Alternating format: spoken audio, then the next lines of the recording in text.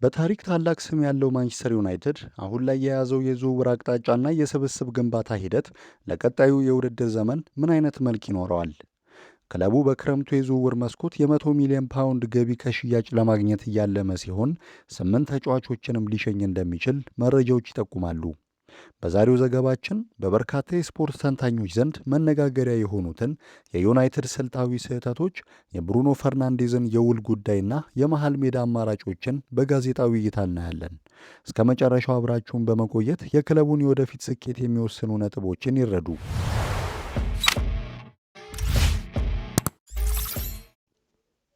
በእግር ኳስ የውድድር ዘመን መጨረሻ ላይ የሚታይ ስኬት የሚወሰነው በጃንዋሪ ወር በሚደረግ ማጠናከሪያ ነው።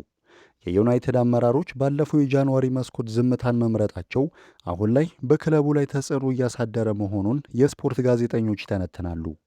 ለምሳሌ አርሰናልን ብንመለከት ምንም እንኳን ጠንካራ ስብስብ ቢኖረውም አዳዲስ ተጫዋቾችን ባለመጨመሩ በውድድር ዘመኑ ማብቂያ ላይ የስብስብ ድካም እየታየበት ይገኛል።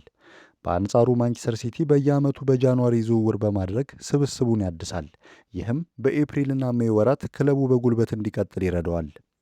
ዩናይትድ ይህንን የዝውውር መስኮት ችላ ማለቱ ክለቡ አሁን ላይ ለሚገኝበት መጠነኛ የአካል ብቃት ችግር እንደ ዋና ምክንያት ይነሳል። የክለቡ የቀድሞ ተከላካይ የሆነው ሪዮ ፈርዲናንድ ዩናይትድ 4 ዝውውሮችን ካደረገ በቂ ነው የሚል ሐሳብ ቢያቀርብም ይህ አመለካከት በበርካታ ተንታኞች ዘንድ ጥያቄ አስነስቷል።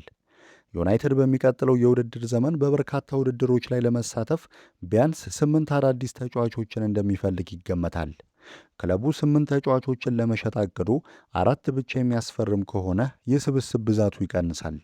ይህ ደግሞ በጉዳት ወቅት ክለቡን ለከፋ ችግር ይዳርገዋል። በአሁኑ የእግር ኳስ ዘመን ስኬታማ ለመሆን 20 ብቁ ተጫዋቾች ያሉት ስብስብ የግድ ይላል። ዩናይትድ ግን አሁንም በዚህ ረገድ ከሌሎች ታላላቅ ክለቦች ወደ ኋላ መቅረቱ በሪፖርቶች ተመልክቷል። የማንቸስተር ዩናይትድ የልብ ትርታ የሆነው ብሩኖ ፈርናንዴዝ የወደፊት ቆይታው አሳሳቢ ደረጃ ላይ ደርሷል። የጋዜጣዊ መረጃዎች እንደሚያመለክቱት ብሩኖ በውሉ ላይ የ55 ሚሊዮን ፓውንድ የውል ማፍረሻ አለው። ይህ ዋጋ እንደ ፒኤስጂ ላሉ ክለቦች አነስተኛ በመሆኑ ተጫዋቹን ለማዘዋወር ትልቅ ዕድል ይፈጥርላቸዋል። ብሩኖ አሁን ላይ በ32 ዓመት የዕድሜ ክልል ውስጥ የሚገኝ ሲሆን በዩናይትድ ቤት በቆየባቸው ዓመታት የሊግና የሻምፒዮንስ ሊግ ዋንጫዎችን አለማግኘቱ ወደ ሌላ ክለብ እንዲያመራ ሊገፋፋው ይችላል።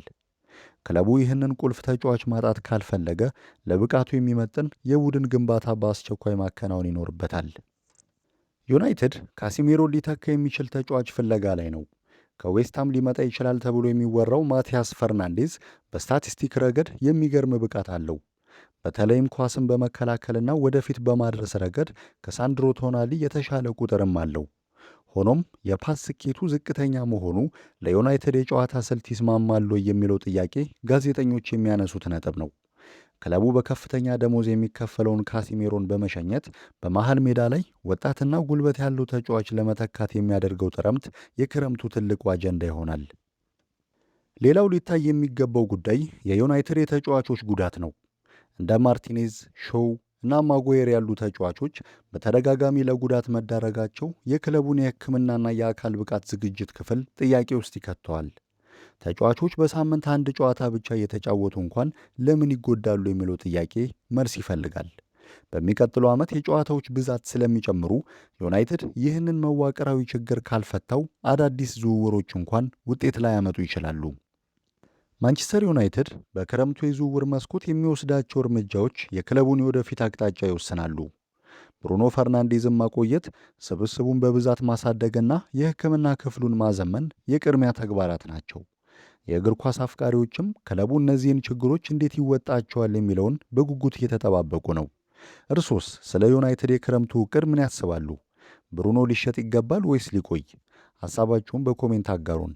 ቪዲዮን መረጃ ሰጪ ሆኖ ካገኙት ላይክ ማድረጉንና ቻናላችንን ሰብስክራይብ ማድረጉን አይርሱ። ስለተከታተላችሁ እናመሰግናለን።